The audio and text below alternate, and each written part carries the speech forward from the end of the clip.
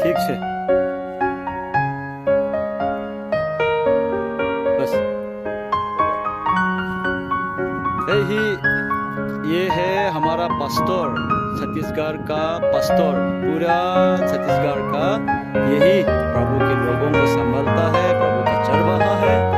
और ये है उनके खूबसूरत पत्नी हमारे भाभी जी, और ये है उनका बेटी और बेटा, है ना।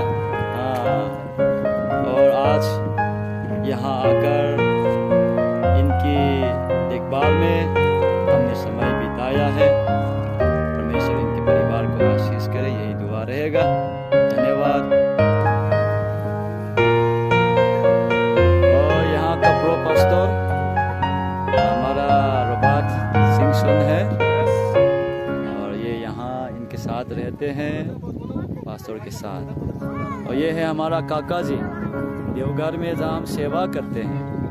ये अपने घर को भवन के रूप में हमें दी है, जहाँ हम लोग सेवा करते हैं, और प्रभु इनको देर आशीष दे, ये हमारा दुआ है। देवघर का, ये हमारा देवघर का पास्टर है।